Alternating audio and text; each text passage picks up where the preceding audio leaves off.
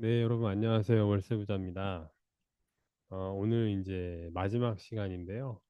오늘 마지막 구강은 이제 입찰가를 어떻게 산정을 하는지에 대해서 이제 배워볼 차례입니다.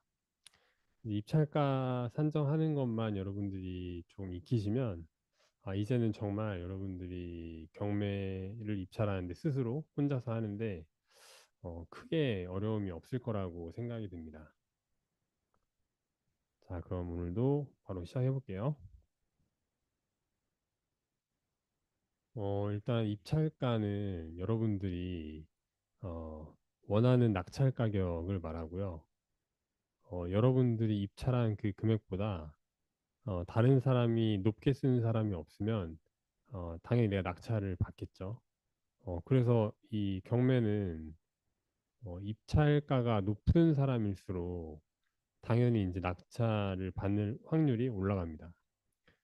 근데 이 입찰가를 무턱대고 높게만 쓸 수는 없잖아요. 우리가 이 경매를 하는 이유가 실제 거래 가격보다 더 싼 가격에 살려고 하는 게 목적인데 이걸 무턱대고 높게만 쓸 수는 없다 보니까 과학적으로 좀 계산을 해봐야 돼요. 그러니까 내가 수익이 나려면 최소한 얼마의 입찰을 해야 낙찰을 받았을 때 단돈 얼마라도 수익이 발생을 하는지. 그래서 그 입찰 가격에서 여러분들이 이제 반드시 어, 반영을 해야 될 그런 이제 지출 비용들에 대해서 설명을 한번 드리겠습니다. 일단 먼저 기준 가격을 정해야겠죠, 여러분. 보통 기준 가격은 가장 최근에 실거래된 실거래가를 기준으로 합니다. 근데 그냥 이제 실거래가를 기준으로 하면 안 되고요. 이제 좀 금매 좀 싼 가격에 그 거래가 된 금액을 기준으로 하시는 게 좋아요. 예를 들어서 평균 실거래가가 3억인데 뭐 로얄동 로얄층은 좀 한 1, 20% 정도 비쌀 수가 있겠죠. 한 3억 4천이나 3억 5천 정도 거래가 된다고 치면 여러분들은 정말 보수적으로 접근을 하셔가지고 최소한 이제 저층 가격이나 아니면 좀 급매로 나온 가격으로 한 뭐 3억 언저리로 입찰을 하셔야 수익이 날 수가 있습니다. 물론 이제 전세가로 기준으로 해서 입찰하면 제일 좋은데 요거는 이제 수도권이나 서울에는 좀 맞지 않는 전략이고 다만 이제 지방 같은 경우에는 전세가율이 막 90%, 광역시는 막 80% 이렇게 되거든요. 그래서 그런 지방 같은 경우에는 전세가를 기준으로 입찰을 하는 것도 한 가지 방법 중에 하나예요. 네. 그리고 세 번째는 만약에 그 해당 그 물건지에 아파트면 그 해당 단지에 가장 최근에 경매로 낙찰받은 물건이 있으면 또 그것도 이제 한 가지 참고할 수 있는 기준 가격이 되겠죠. 그래서 이 세 가지 중에 적당한 가격을 여러분들이 판단을 하셔가지고 기준 가격으로 정하신 다음에 여기에서 이 경매를 통해서 지출이 되는 비용들을 다 빼시면 그게 이제 여러분들이 바로 입찰을 어, 해야 되는 가격이 나오게 되는 겁니다.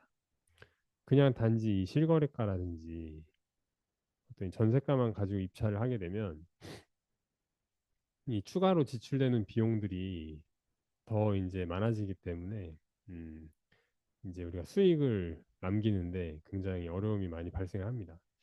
그래서 이 공제를 해야 되는 비용 중에는 뭐가 있냐면 이 명도비도 예상을 해야겠죠. 그 지난번에 배웠던 그 점유자를 내 낙찰받은 물건에서 이제 내보내는 행위를 명도라고 했는데 그 명도를 협상하는데 뭐 위로금조로 이사비를 준다거나 또는 이제 그 채무자의 상황이 재정 상황이 안 좋을 경우에 뭐 미납 관리비가 많이 있을 경우에는 그것을 대납해 준다든지 이런 상황이 있기 때문에 명도비도 예상을 해야 될 거고요.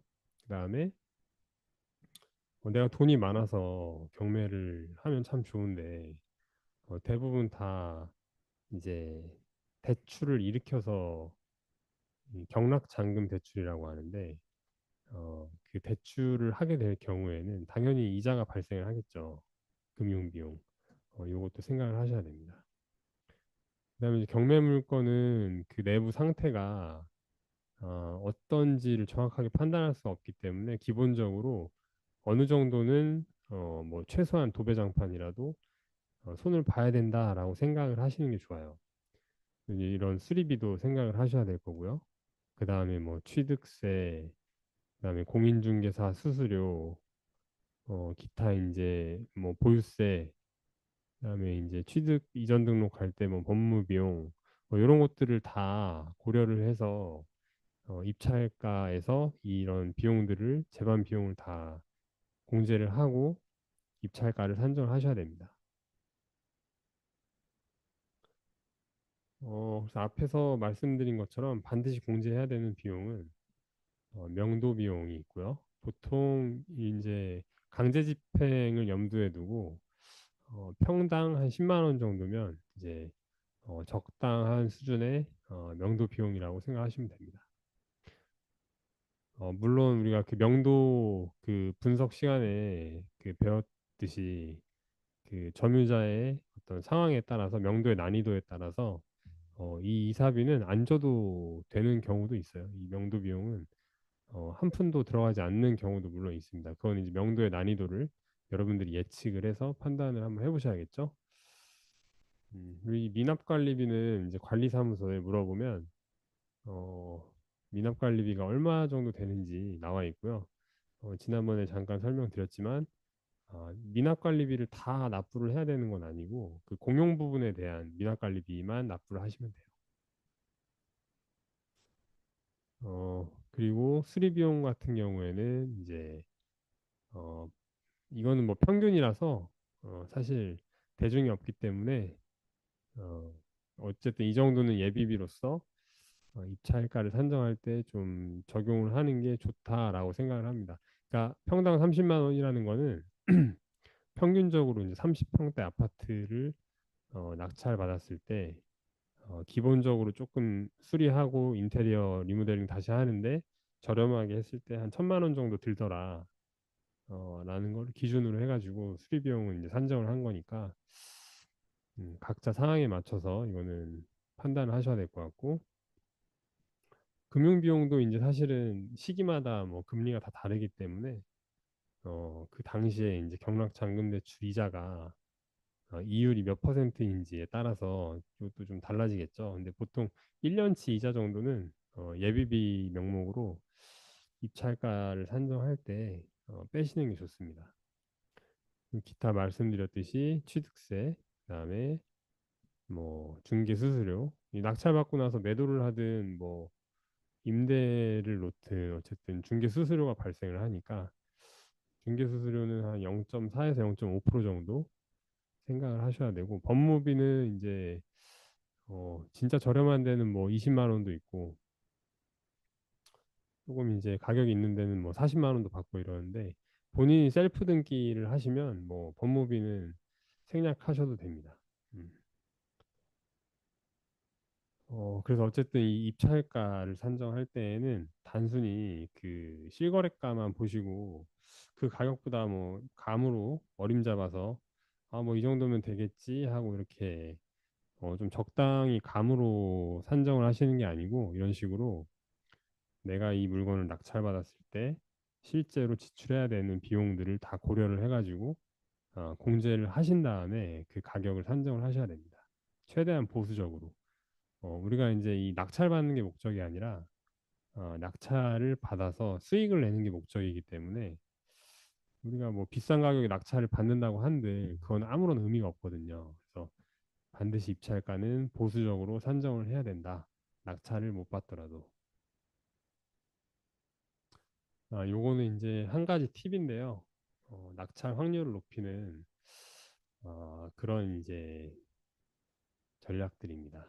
꼬리표 전략이라고 하는데 이 입찰가를 입찰 기입표에다가 작성을 하실 때 예를 들어서 이제 3억 5천만 원에 입찰을 하려고 할 때 그냥 3억 5천만 원이라고 쓰시는 것보다는 뭐 예를 들어서 3억 5천 5천만 5천십이만 9,900 원 이렇게 100원 단위까지 끝에 자릿수까지 이 구자로 꽉 채워가지고 쓰는 거예요 한마디로.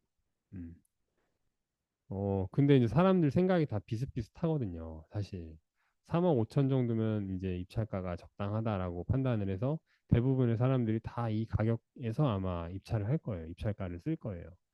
근데 이 끝에를 한 뭐 10만 원 또는 뭐 20만 원 그리고 그 가장 마지막 자릿수를 900원 이렇게 이런 식으로 조금 단 900원이지만 이렇게라도 조금이라도 높여 쓰시면은 굉장히 확률적으로 올라갑니다. 그다음 여러분들이 이제 입찰을 단 한 번에 베팅을 해가지고 한 번에 덜컥 낙찰을 받는 게 아니라 이제 한 10번 입찰을 하셔야 이제 한 번 낙찰받을 수 있는 그런 기회가 오실 텐데 그렇게 계속해서 입찰도 해보고 그다음에 이제 법원에 갈 수 없는 상황이면 모의 입찰도 해보고 하셔야 될 텐데 여러분들이 반드시 기억해 두셔야 될 거는 보통 대부분의 사람들은 낙찰 가격만 보거든요. 예를 들어서 모의 입찰을 해봤는데 나는 3억에 그 모의 입찰을 했는데 실제로 낙찰받은 가격은 보니까 어, 3억 1천만 원이더라. 그럼 내가 보니까 낙찰받은 사람이랑 금액을 거의 비슷하게 쓴 거 보니까 내가 입찰가를 참 제대로 잘 선정했나 보다라고 생각하실 수 있는데 그 1등의 가격을 보시면 안 되고 이 차순위 두 번째로 쓴 사람의 입찰가를 보셔야 돼요. 이 낙찰받은 사람의 낙찰 가격보다 가장 의미 있는 가격이 바로 이 차순위로 이 입찰을 한 사람의 가격이 진짜 입찰가입니다.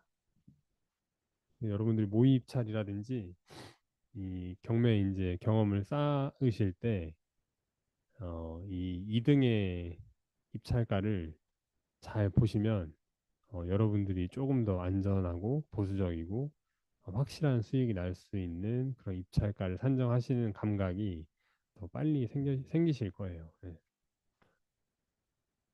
어, 이제 타이밍인데 보통 일반적인 사람들은 이제 유찰이 많이 된 물건에 관심을 많이 가지시거든요. 근데 오히려 유찰 횟수가 많아질수록 사람들이 관심을 많이 갖기 때문에 경쟁률이 굉장히 올라갑니다. 그래서 그런 물건들은 오히려 그 해당 차수에 해당 회차의 최저 입찰가보다 훨씬 더 높은 가격으로 이제 입찰을 하는 사람들이 많고요.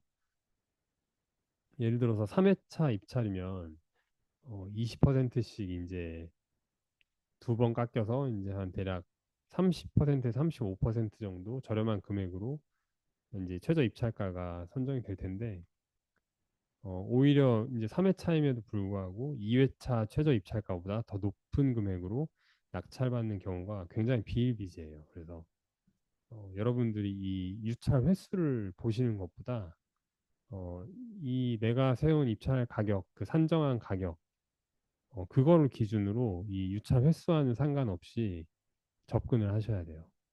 그게 만약에 신건일지라도 유찰되지 않은 따끈따끈한 신건일지라도 내가 만약에 보수적으로 산정한 입찰가로 했을 때 낙찰을 받으면 이게 충분히 수익이 나는 가격이다라고 판단이 되면 유찰 횟수와는 상관이 없이 바로 입찰을 하시는 게 맞는 거예요.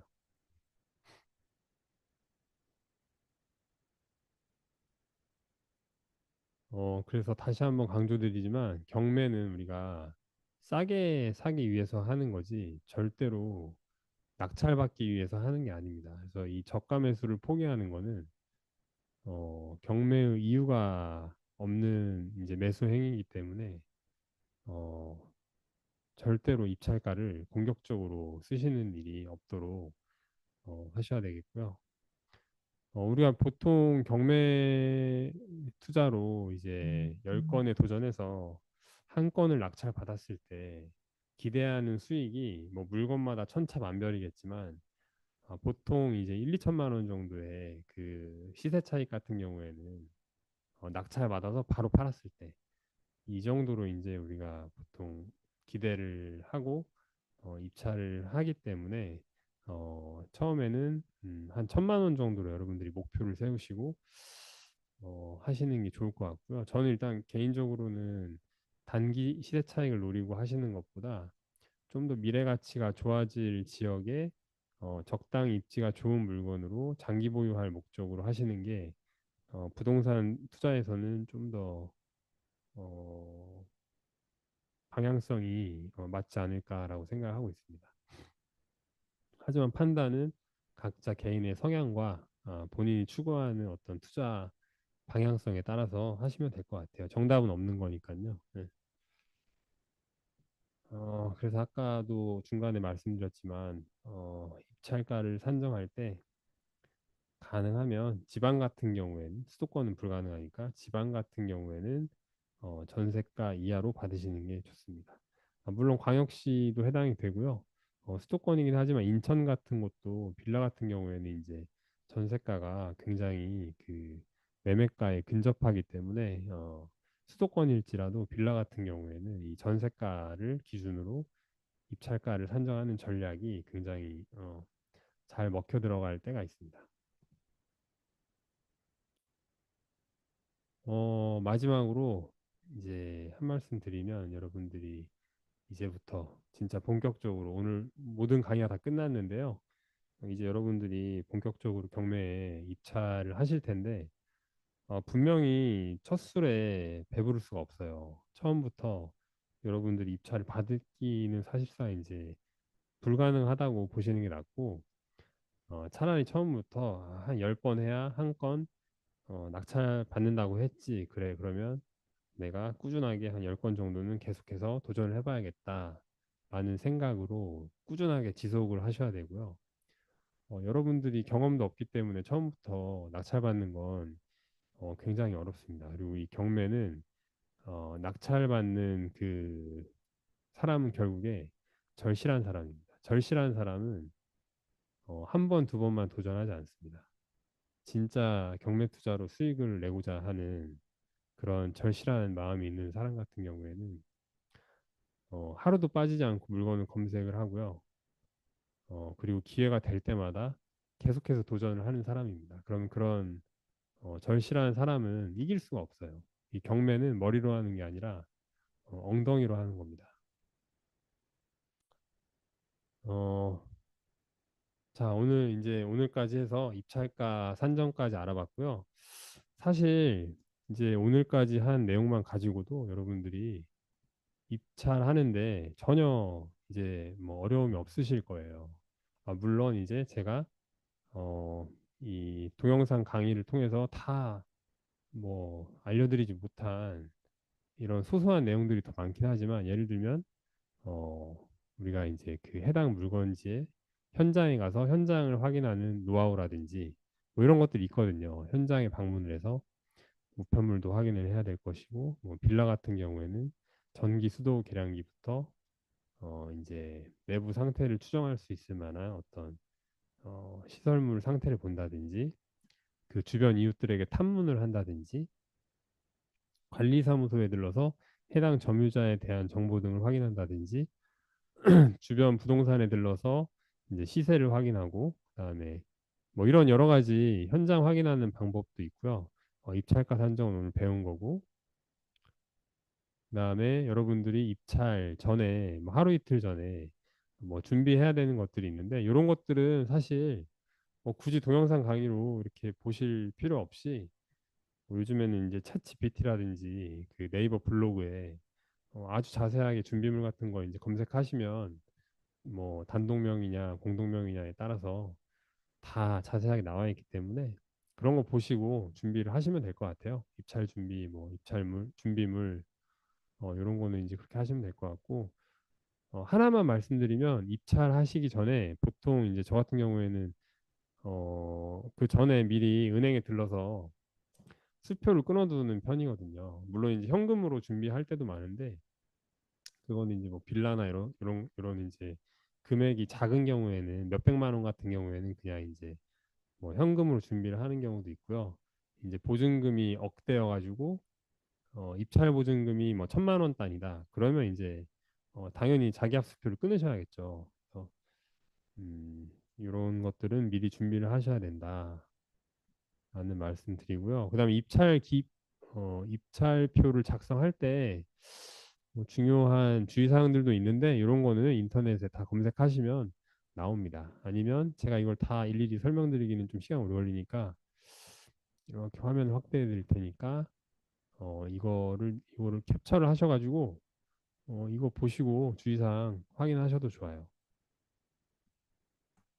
위에 부분도 한번 저기 멈춰드릴까요? 참고사항. 이것도 한번 읽어보시면 도움이 많이 될 것 같습니다. 자, 그리고 또 뭐가 있을까요, 여러분들이?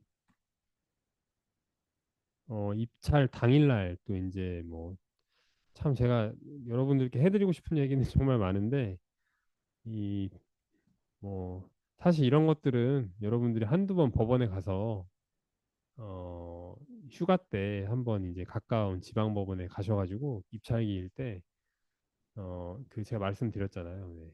입찰하는 시간부터 어, 입찰 끝나고 개찰부터 개찰 종료되는 시간까지 한번 오전 내내 한번 쭉 앉아 있어 보셔라 말씀드렸는데 하루만 그렇게 시간 내서 갔다 오시면 이거는 뭐 제가 강의로 이렇게 설명드리는 것보다 몸으로 익히시는 게 훨씬 좋습니다.